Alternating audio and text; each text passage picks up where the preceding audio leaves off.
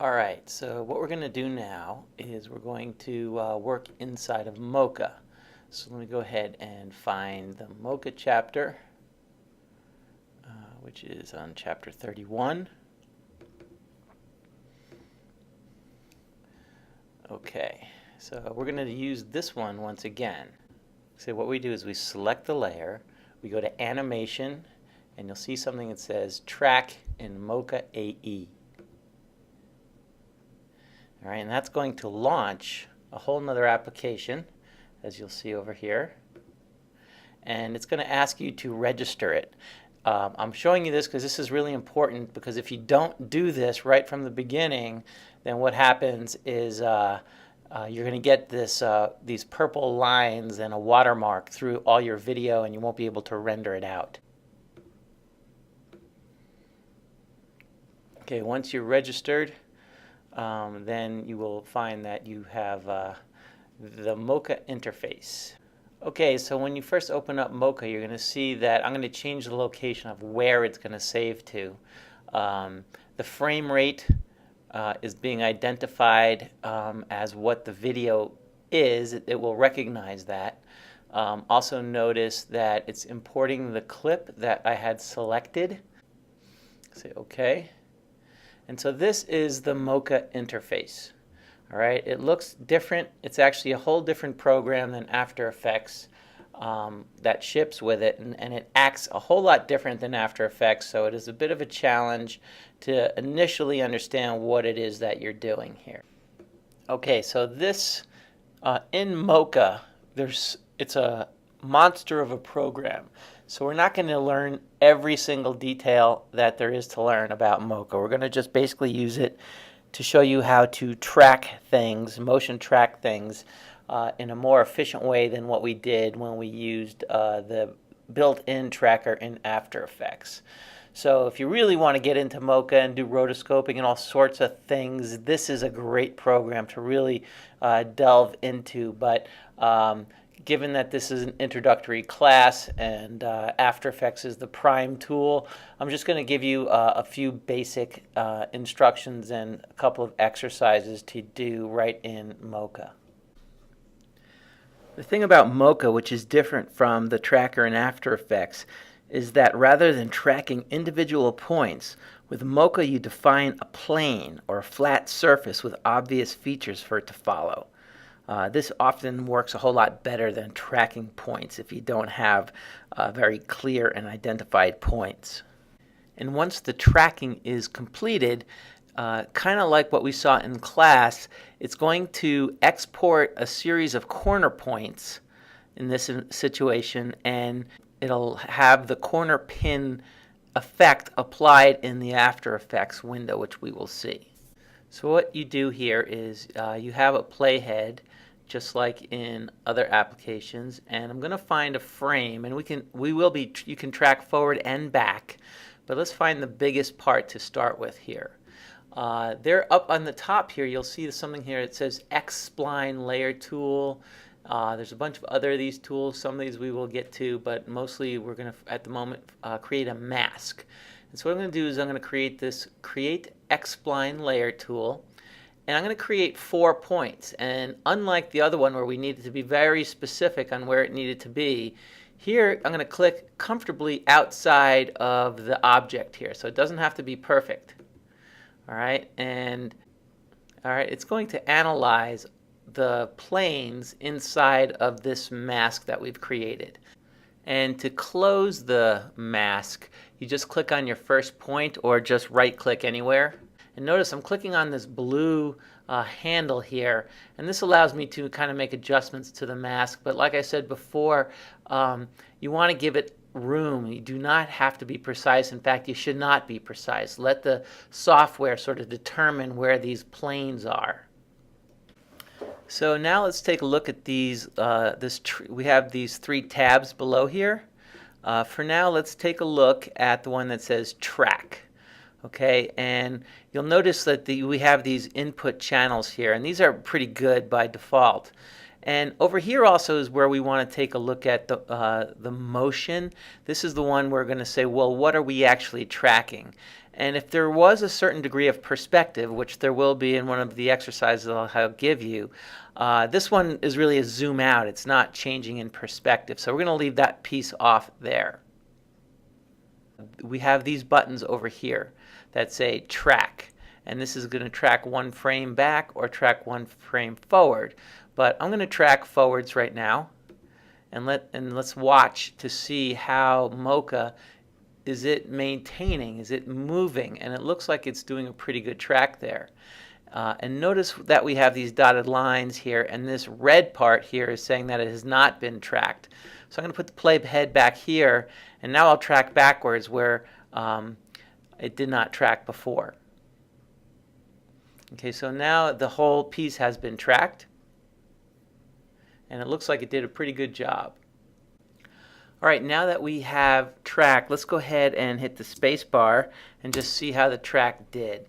And if it's not playing, notice also once we created our spline here, we now have these layers. And so you can have multiple splines, and so there's a layer selected, which isn't the same thing as a layer that we have in After Effects when we have these kind of layers.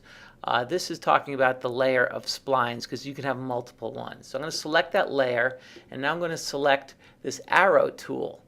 Okay, now take a look at this little tool up here. It says Show Planar Surface. You also have another one right here that show the grid. All right, I want to select Show Planar Surface. So when I click on that, now you're going to see that there's a blue line. All right, this is where you're going to identify the exact portion of the corner pins that you're going to create. So with this arrow tool selected, I'm going to, when I click on this little arrow here, you see like the corner itself, if I click and drag it, look at the left side of this frame here, you're going to see like I am actually changing the plane's point. So now we're going to get to the precision part. So we're going to click on the corner and just drag each one of these frames, each one of these corners so that they fit right where I want them to belong.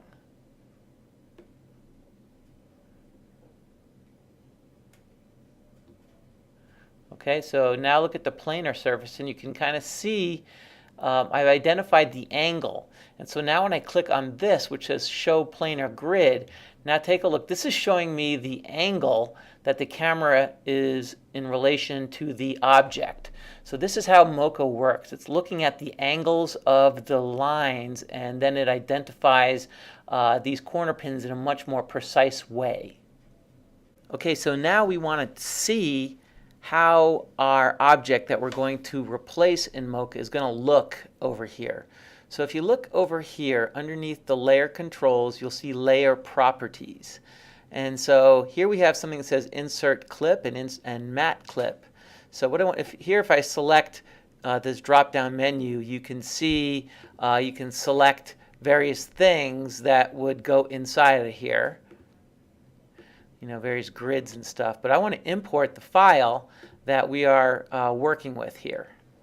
Okay, you will find this inside of Chapter 31, like when you go to Mocha 31, there's going to be a folder here that says Chapter Sources, and here you're going to find that file, and then you go ahead and import that, and say Import, and you'll see that it's going to show up right here.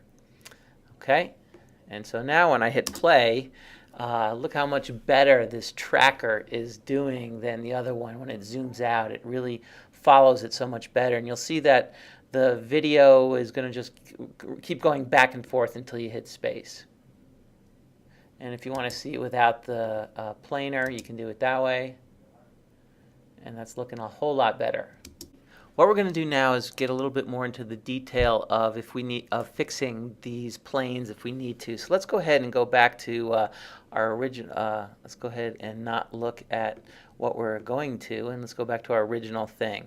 And down at the bottom we see this thing that says Adjust Track. And now when I click this, automatically we get these little crosshairs over here. And so what we're going to do is we're going to set this as the master frame. Okay, we'll just call this one randomly. This is the master. Okay, and now what I'm going to do is we're going to go ahead and click on this. Now that we've identified this as the master frame, let's go ahead and just move it in time a little bit. And what we're going to do is we're going to look at, see these little guys here. If I click on this lower left one, this is comparing the current frame with that master frame. Does it look like it's staying? So if I click through each one of these things, I can verify whether or not they look like it is maintaining its position. Okay, so I can go through each one of these things. That one's drifting a little bit here. It looks like it's actually kind of the same as the master one, though, so we'll leave it alone for now. But this is what we're going to do to kind of go through each one of these, just kind of randomly looking around and seeing whether or not it's matching up with the current frame and the master frame. And if it is not matching up, and you need to nudge it a little bit, take a look over here. See that? Here's the master frame is a little higher than it is. So we have this little thing that says down. So if I hit auto, that's pretty good about trying to match it up if you need to nudge it a little bit. Okay, and you will see, you can also, once you've made any kind of changes using auto or left, right, up, and down, or if you just move the object too, you can do it this way also. Every time you make a move like that, you'll see that it creates a keyframe when you make a move, kind of like After Effects does. And so now when I move the playhead from different pieces, you can move it a little bit or hit auto, and you'll see it created another keyframe. But that happens primarily in the Adjust Track tab.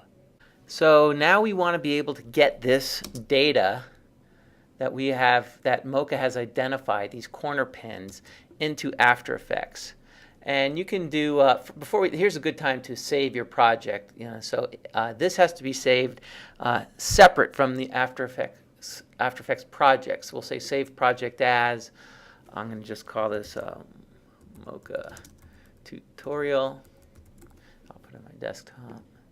Okay, so if I have to come back, it's there. But there's two ways. There's this Export Tracking Data, or if you hit File, Export Tracking Data. Same thing. But now you get a bunch of different things to select from here. And the one that we want to select at the moment is After Effects Corner Pin Supports Motion Blur Text. Okay, and we're going to say Copy to Clipboard. All right, so now it's in our clipboard. Then we go back to After Effects, and we're going to select the layer of our object that we want to place it to. Okay, and ideally, wherever it is in the frame, you don't want to move it afterwards. Okay, so you want to make sure that you've left it alone. And so now I'm going to just click on, make sure you're at the very beginning here. That's important because Mocha is going to, it recorded those keyframes in, according to where the video is. So we're going to make sure that we are at the very beginning. We select the layer that has Votre Nominici. And now we're going to say paste.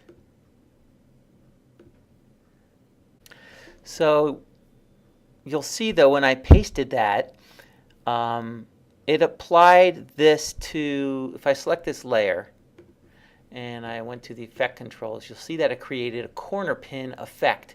And it has all this data here which represents each of the corners.